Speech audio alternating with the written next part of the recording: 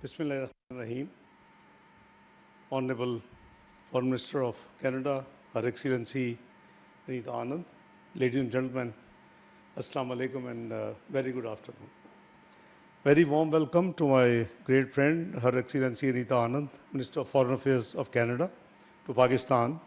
Her visit is an important milestone in Pakistan-Canada relations and reflects our shared commitment to further strengthening our bilateral ties.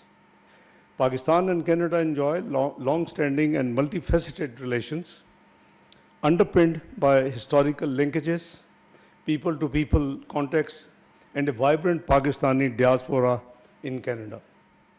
Our discussions today provided an opportunity to review the entire spectrum of bilateral relations and exchanges on regional and global issues of mutual interest. We reaffirmed our commitment to sustained engagement and agreed to build upon the momentum generated by this visit of Her Excellency through enhanced institutional cooperation, regular bilateral consultations, and greater interaction between relevant ministries and stakeholders of Canada and Pakistan. Economic cooperation remains a key priority in our bilateral relationship.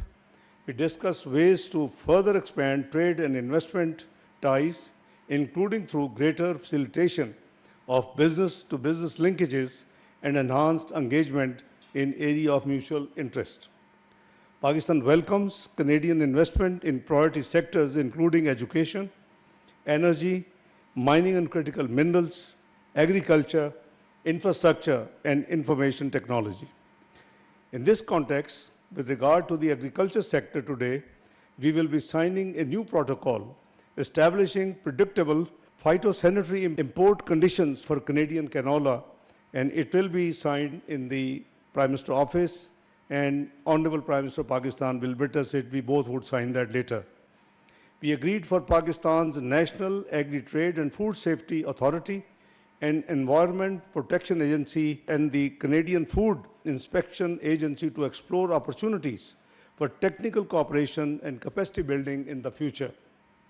We also discussed the importance of advancing the Foreign Investment Promotion and Protection Agreement. We noted the progress achieved in the recent rounds of negotiations between the two countries, and we welcomed continued engagement towards an early and mutually beneficial conclusion of this agreement. We discussed the important role of investment facilitation in providing a facilitative framework for investors and invited Canadian and companies to explore emerging opportunities in Pakistan. Our discussions also covered cooperation in the areas of education, labor mobility, consular matters, science and technology, climate change, and people-to-people exchanges. We expressed our shared interest in further strengthening these areas of cooperation. We also exchanged views on regional and international developments, including the situation in Afghanistan and counter-terrorism cooperation. I did raise the issue of Jammu and Kashmir dispute, which remains one of the long outstanding unresolved international dispute and has been on the UN Security Council agenda since 1948. India has added a new dynamic into an already volatile security situation by announcing to hold the Indus Water Treaty in abeyance.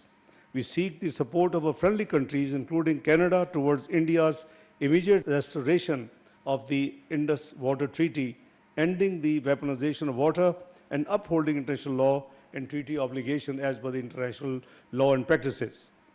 We would be issuing a joint statement outlining the shared priorities and outcomes of our discussions today, which would reflect our common resolve to further strengthen Pakistan-Canada relations and enhance cooperation across various areas of mutual interest. This joint statement will be later uploaded on Ministry of Foreign Office website so that you can access directly. Pakistan appreciates Canada's constructive engagement and looks forward to further deepening our bilateral relationship based on mutual respect, shared interests, and common desire to promote peace, stability, and prosperity. My sincere thanks to my great friend, Foreign Minister Anita Anand, for her visit at my invitation, and look forward to continued cooperation between our two countries. Thank you. Over to you, Excellency. Thank you so much. Assalamu alaikum. Let me begin by thanking Prime Minister Dar for the warm welcome here in Pakistan.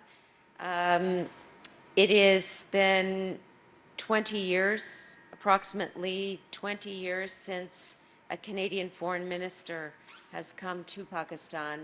And so today is an important day for the continued increased bilateral relationship between our two countries.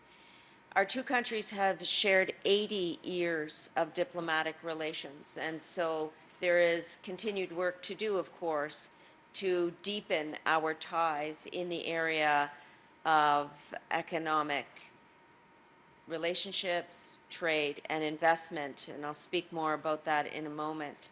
I'd like to begin by taking a step back and mentioning that Canada is pursuing a trade diversification strategy, and we will double non-U.S. trade over the next 10 years.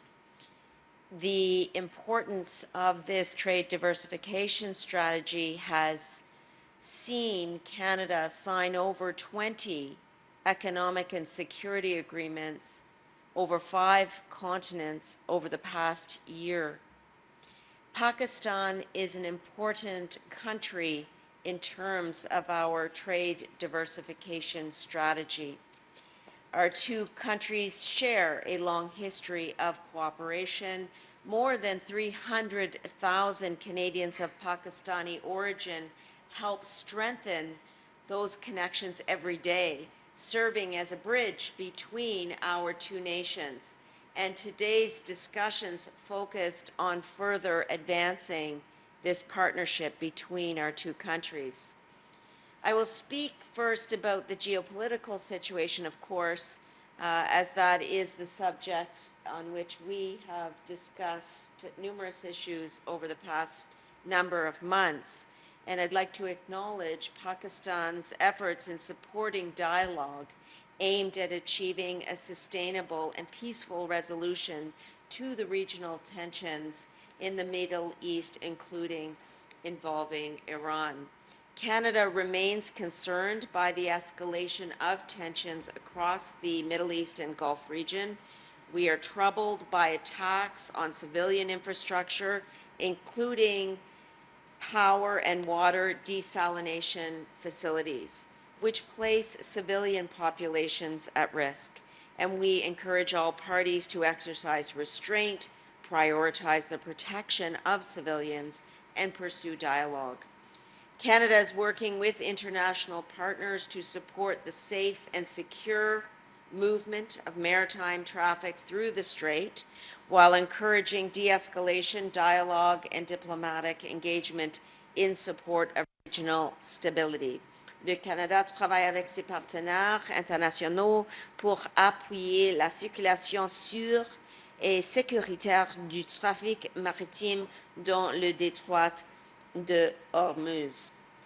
Now, I'd like to turn to the bilateral relationship. Of course, there are several areas where Canada and Pakistan have advanced shared priorities, and we have committed to do more work in this area. First, as my colleague has mentioned, we are committed to expanding trade and investment through a new Foreign Investment Promotion and Protection Agreement known as a FIPA, to be completed at the earliest possible date. This modern investment framework will help to provide businesses in both countries with greater predictability and confidence to invest and to grow. And Canada sees opportunities to expand agricultural trade. We look forward to seeing more Canadian products, including canola, chickpeas, and lentils, available here in Pakistan. And I'd like to thank Deputy Prime Minister Dar for the collaboration that has supported increased access for Canadian canola producers, and stabilized supply chains. As a result, Pakistan imported more than 470,000 tons of Canadian canola during the last crop year, and I've spoken with industry groups, including the Canadian Canola Council. We appreciate this continued cooperation. At the same time, we welcome the presence of more Pakistani products on Canadian shelves, from rice and textiles to sporting goods, especially as cricket continues to gain popularity across Canada. In my own hometown of Oakville, the federal government has contributed to the first ever cricket pitch in Oakville. And when you come, Senator Dar, you will have to come and see this cricket pitch. Inshallah. In short, Canada is also interested in deepening cooperation in sectors that will contribute to future economic growth. As a global energy producer, Canada is exploring opportunities in renewable energy, and I am so pleased that the Canadian company JCM Power, in partnership with Karachi Electric, will soon begin development of the 240 megawatt Dabeji hybrid wind and solar project, bringing together Canadian expertise and Pakistan's clean energy goals. We also see potential for collaboration in mining and critical minerals, including through Barrick's investment in the Reko Diq project, an initiative of importance to both our countries, and one that reflects the expertise that Canadian companies offer. Moving to issues of security, Canada recognizes that contributing to stability internationally can also support shared prosperity and security. Pakistan is an important partner for Canada in South Asia and beyond. We've seen this in the talks that Pakistan has hosted during various phases of the Iran war. And I'm pleased to announce today that Canada will invest more than $2.2 million in 3 new security initiatives with Pakistan through Interpol and the United Nations, among other organizations. In particular, working alongside Interpol, the United Nations Office on Drugs and Crime, and the Royal Canadian Mounted Police, these initiatives will support efforts related to border management, terrorism, financial crime, and providing training for law enforcement professionals. Perhaps more importantly, I can move to people-to-people ties before concluding. As I mentioned, Canada is home to more than 300,000 Canadians of Pakistani origin.